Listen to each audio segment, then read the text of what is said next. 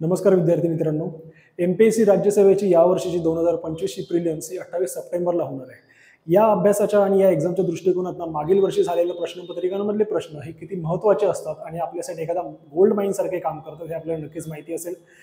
या मागच्या झालेल्या प्रश्नपत्रिकांमधले पॉलिटी विषयाच्या प्रश्नांचा आपण डिस्कशन करणार आहोत. मागील व्हिडिओमध्ये आपण 2021 चे प्रश्न डिस्कस केले होते. आज आपण 2022 या वर्षातले पॉलिटीचे क्वेश्चन डिस्कस करणार आहोत. नमस्कार, मी अक्षय ठाकूर आणि एकाग्र अकॅडमीच्या यूट्यूब चॅनलमध्ये मी तुम्हा सर्वांचं स्वागत करतो.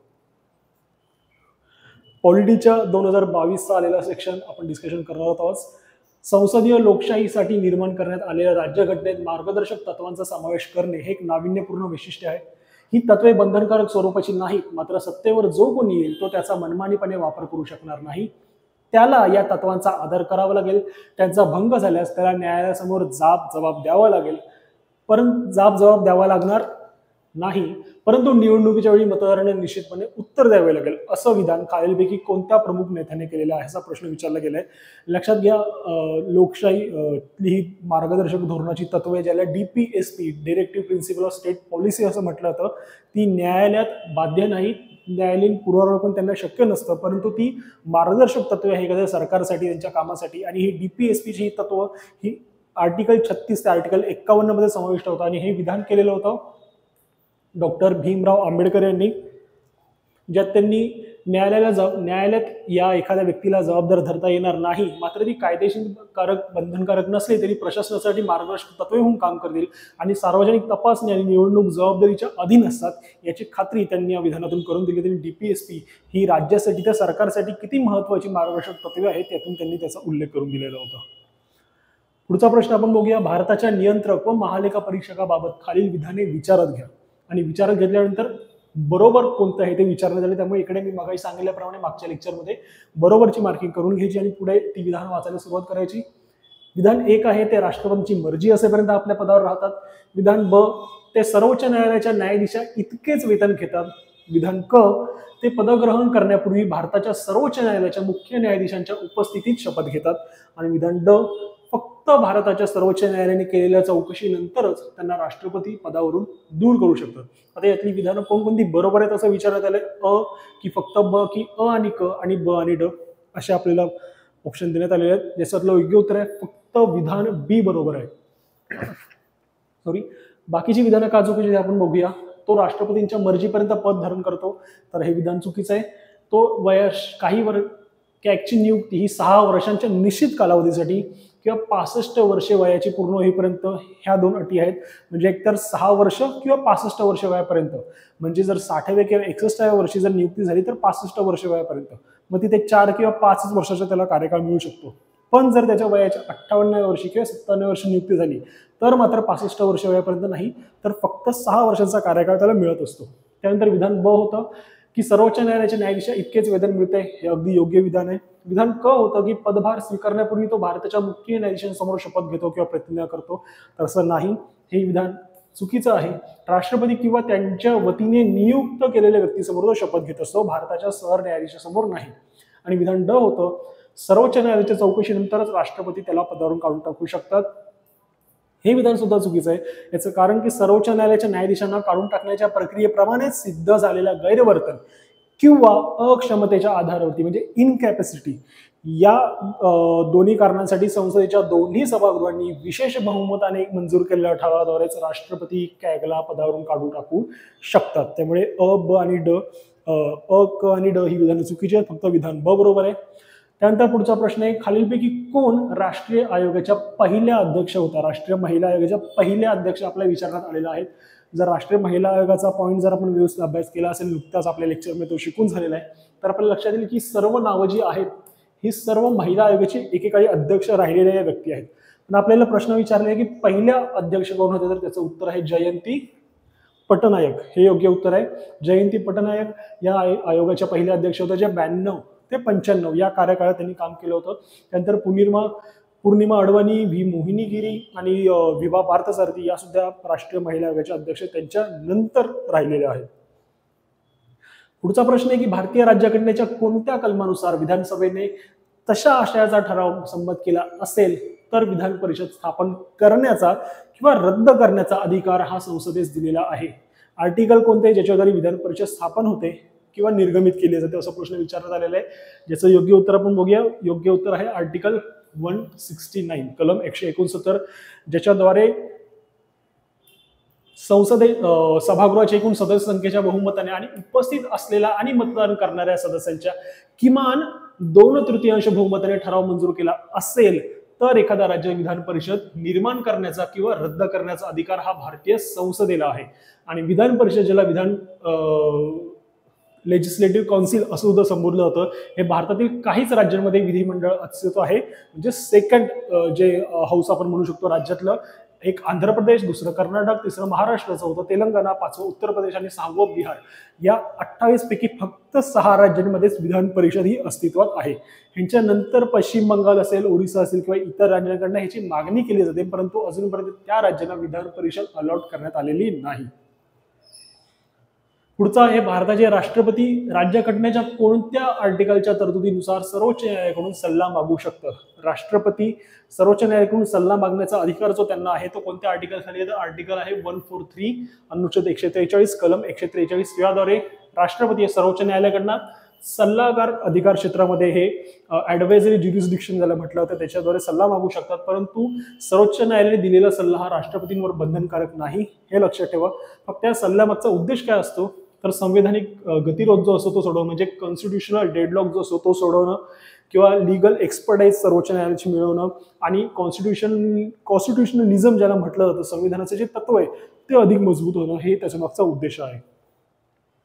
पुढचा प्रश्न आपण बघूया की 44वी घटना दुरुस्ती अधिनियम 1978 घटना दुरुस्ती आणि त्यांची वर्ष ही कायम लक्षात ठेवा.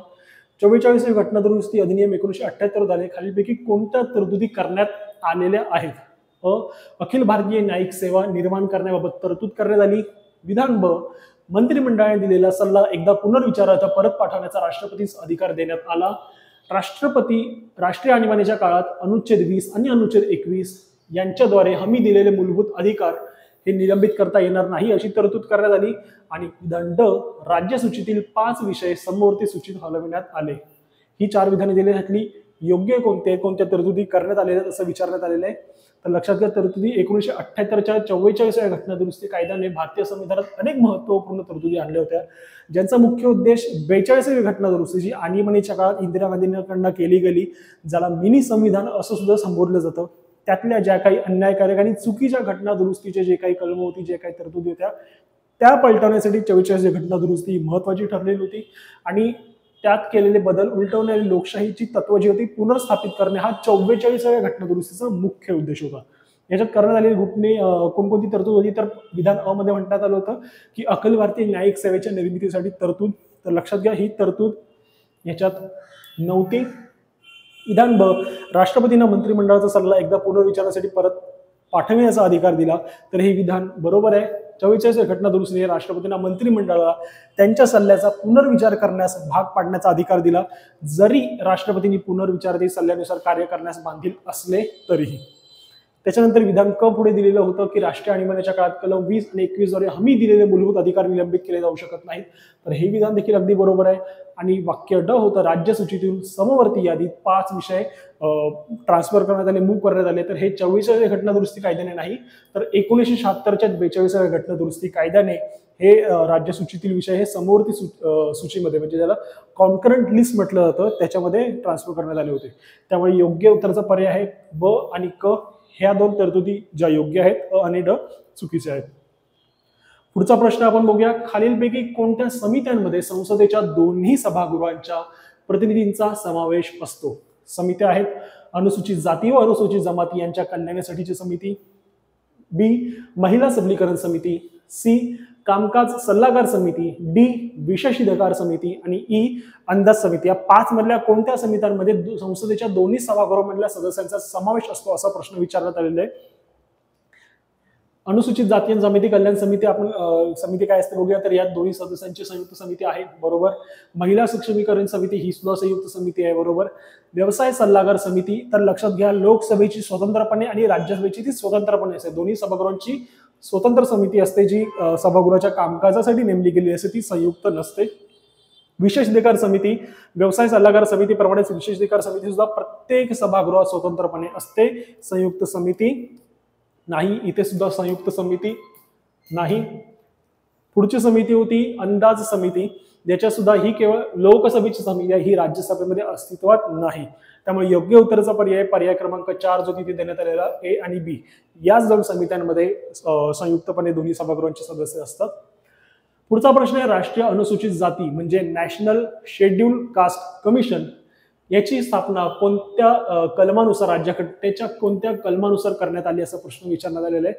अनेक वेळा ह्याचा उल्लेख झालेला आहे आणि आत्ताच नुकतंच याच्या लेक्चरमध्ये शिकून झालेला पॉईंट होता. कलम 338 नुसार अनुसूचित जातींसाठी स्वतंत्र घटना आयोग स्थापन करण्याचा अधिकार देण्यात आलेला आहे आणि हा आयोग संविधानाने प्रदान केलेली संस्था आहे. म्हणजे काय, ही कॉन्स्टिट्युशनल बॉडी आहे, संवैधानिक संस्था आहे ती.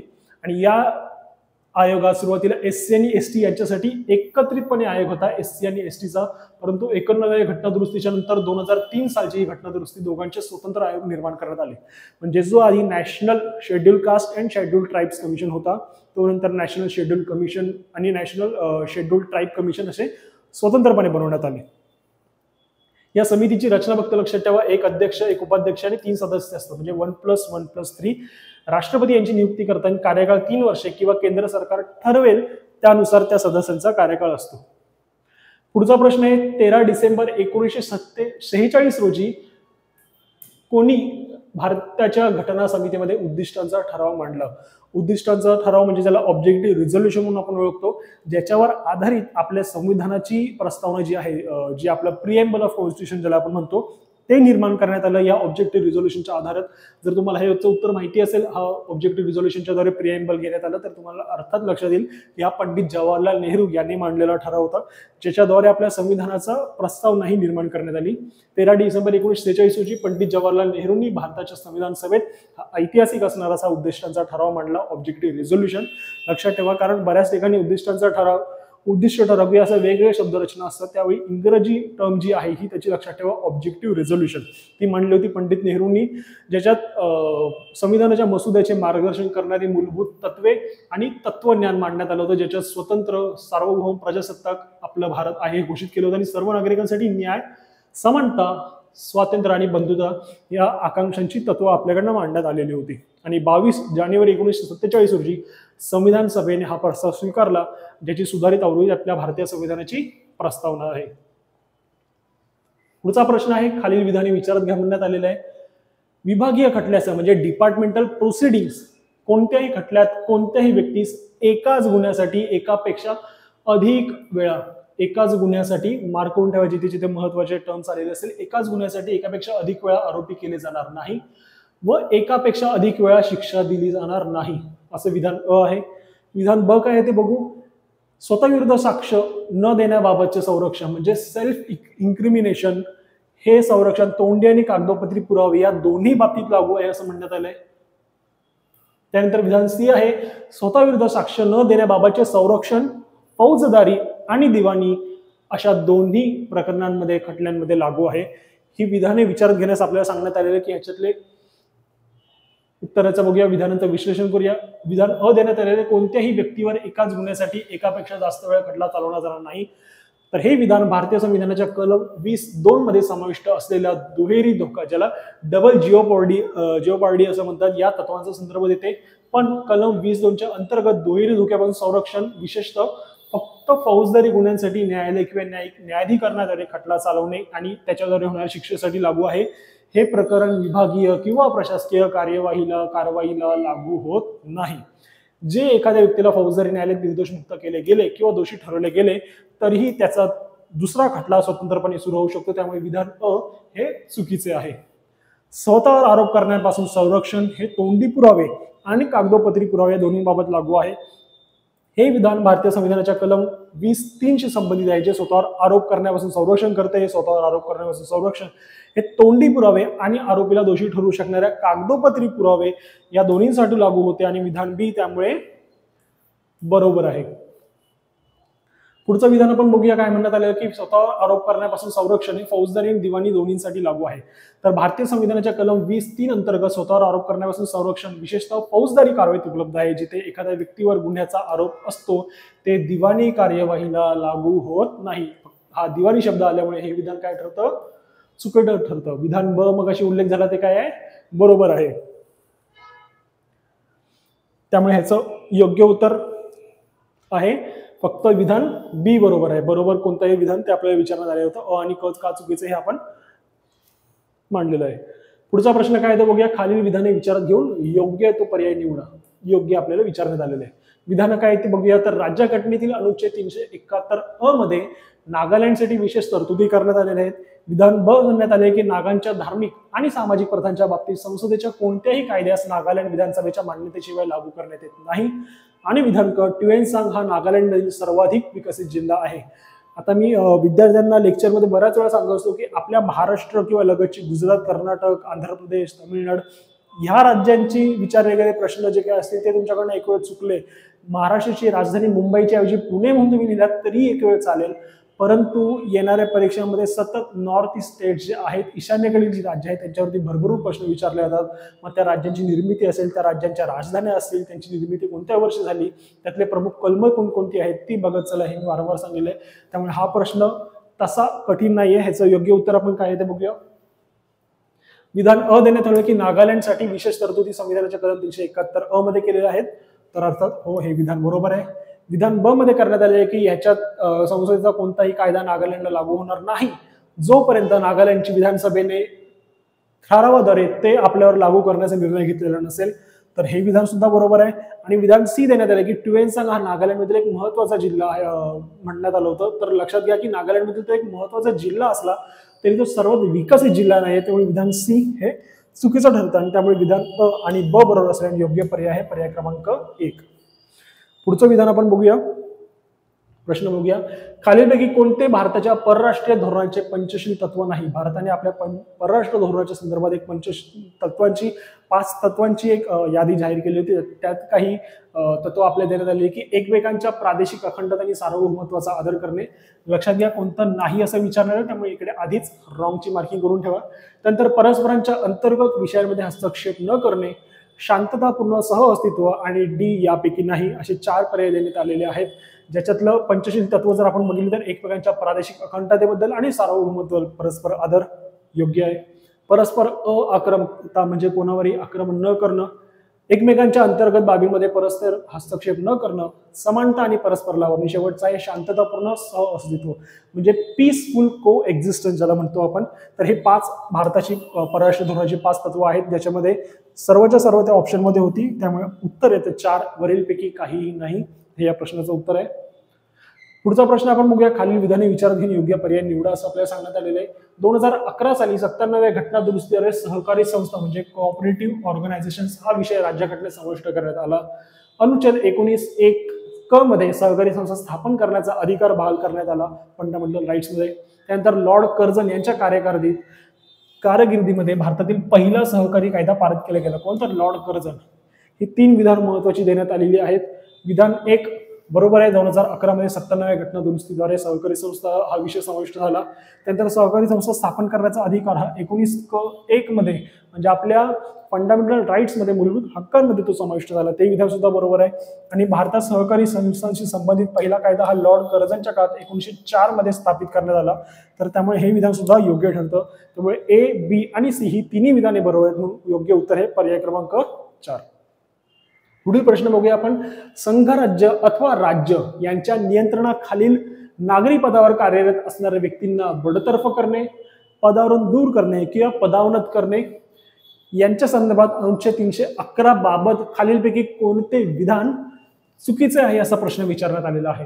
तर अनुच्छेद 311 खाली असलेले संरक्षण हे लष्करी सेवेतील व्यक्तीला उपलब्ध नाही. विधान ब अनुच्छेद 311 खाली असलेल्या संरक्षणास आयुर्विमा महामंडळ, तेल आणि नैसर्गिक वायू महामंडळ म्हणजे LIC आणि ONGC सारख्या वैधानिक मंडळातील कर्मचारी त्यासाठी पात्र नाहीत.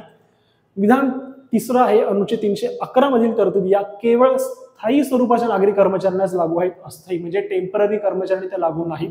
विधान 4 तर शासकीय सेवकाच्या सेवेतून निलंबन हे बडतर्फी अथवा पदावरून दूर करणेही नसते म्हणून अनुच्छेद 311 तील संरक्षणाच्या व्याप्तीमध्ये निलंबनाचा समावेश होत नाही. अशी 4 विधान देण्यात आले. यातलं चुकीचं कोणतं असं आपल्याला विचारण्यात आले. तर विधान 1 जे होतं ते बरोबर आहे. लष्करी कर्मचाऱ्यांना अनुच्छेद 311 अंतर्गत संरक्षण हे उपलब्ध नाही. LIC आणि ONGCच्या कर्मचाऱ्यांना, वैधानिक महामंडळाच्या कर्मचाऱ्यांना 311चे संरक्षण मिळण्यास पात्र नाही. तर हे विधान सुद्धा योग्य आहे. त्याच्यानंतर कलम तिसरा तरतूद देण्यात आली की कलम 311च्या तरतुदी केवळ कायमस्वरूपी नागरिक सेवकांना लागू आहेत, तर तसं नाही, तर टेम्पररी लोकांना सुद्धा, जे टेम्पररी कर्मचारी आहेत त्यांना सुद्धा लागू आहेत. त्यामुळे हे विधान हे विधान चुकीचं होतं. चौथं विधान देण्यात आले की सरकारी कर्मचाऱ्याला सेवेतून निलंबित करणे, बडतर्फ किंवा काढून टाकणे आणि ते काढणे 311च्या संरक्षण कक्षेत नाही, तर हे विधान सुद्धा योग्य आहे. त्यामुळे चुकीचं विधान हे आहे फक्त क्रमांक 3. पुढचा प्रश्न काय आहे, तर खालील विधाने विचारात घ्या. लोकसभेच्या प्रमुखांच्या गटांची म्हणजे panel of chairpersons, panel of chairperson म्हणजे काय, तर लोकसभेमध्ये अध्यक्ष असतात, त्याच्यानंतर उपाध्यक्ष असतात. हे अध्यक्ष आणि उपाध्यक्ष सुद्धा जर दोघेही अनुपस्थित असतील तरी त्यांच्या ऐवजी कामकाज कोण चालवेल याच्यासाठी एक चेअरपर्सनचं पॅनल निवडलं जातं. ते पॅनल ऑफ चेअरपर्सन्स याची निवड लोकसभा आपल्या सदस्यांमधून करते असा प्रश्न विचारण्यात आलेला आहे. त्यानंतर विधान ब देण्यात आलेलं आहे, जेव्हा लोकसभेच्या अध्यक्षांचे अथवा उपाध्यक्षांचे पद रिक्त असेल तेव्हा या लोकसभेच्या प्रमुखांच्या गटातील सदस्य अध्यक्षपदी असू शकतो. विधान क आहे, अध्यक्ष, उपाध्यक्ष आणि लोकसभेच्या प्रमुखांच्या गटातील व्यक्ती यांच्या अनुपस्थितीत राष्ट्रपतीद्वारे नियुक्त केलेल्या सदस्याच्या द्वारे अध्यक्षपदाची कर्तव्य पार पाडली जातात. आणि विधान बरोबर कोणतं हे आपल्याला विचारण्यात आलेलं आहे, अ, ब, अ आणि क की वरीलपैकी काहीही नाही. विधानांचा आपण विचार करूया, तर पहिलं विधान जे दिलेलं आहे ते अर्थात योग्य आहे. लोकसभेच्या सदस्यांमधूनच अध्यक्षांची समिती निवडली जात असते. विधान ब, अध्यक्षांचे अथवा उपाध्यक्षांचे पद रिक्त असताना अध्यक्षांच्या पॅनलमधील सदस्य लोकसभेचे अध्यक्षपद भूषू शकतो, तर विधान चुकीचं आहे. केवळ अध्यक्ष किंवा उपाध्यक्ष अनुपस्थित असतानाच तो अध्यक्षपद भूषू शकतो, पद रिक्त असताना नाही. लक्षात घ्या, अनुपस्थित असताना आणि अनुपस्थित असणं आणि रिक्त असणं दोन वेगळ्या गोष्टी आहेत. अनुपस्थित म्हणजे जे पदाचा कार्यभार त्यांच्याकडेच आहे, फक्त ते त्या दिवसापुरतं आलेले नाहीत, तेव्हा ते कामकाज पाहू शकतो. पण जर पद रिक्त असेल, ज्याला इंग्रजीचा शब्द आहे वॅकंट, तेव्हा ते कामकाज करू शकत नाही. फक्त इन केस ऑफ ऍब्सेन्स तेव्हाच ते कार्यभार सांभाळू शकतात पॅनल ऑफ चेअरपर्सन मधली व्यक्ती. त्यामुळे हे जे विधान ब आहे ते चुकीचं आहे. विधान क काय देण्यात आले, तर अध्यक्ष, उपाध्यक्ष आणि अध्यक्षांच्या समितीतील सदस्याच्या अनुपस्थित अध्यक्षांची कर्तव्ये राष्ट्रपतींनी नियुक्त केलेल्या सदस्याद्वारे पार पाडले जातील. हे विधान सुद्धा बरोबर आहे. त्यामुळे विधान अ आणि क हे बरोबर आहेत. हा ऑप्शन आपला बरोबर येतोय. हे होते आपल्या 2022च्या पॉलिटी सेक्शन मधले राज्यसेवा 2022ला विचारलेले प्रश्न. येणाऱ्या पुढच्या काळात आपण 2023 आणि टप्प्याटप्प्याने 2024चे प्रश्न सुद्धा पॉलिटीचे डिस्कस करू. 2021 आणि 2022 या वर्षातले इतर विषयांचा डिस्कशन सुद्धा आपल्या चॅनलवरती झालेलं आहे. त्याचे व्हिडिओ आपल्या चॅनल अपलोड आहेत. एकाग्र अकॅडमीच्या युट्यूब चॅनलवरचे हे बाकीचे व्हिडिओ आणि हा व्हिडिओ सुद्धा तुम्हाला आवडला असेल तर नक्की लाईक करा आणि आपल्या प्रतिक्रिया कळवा. धन्यवाद.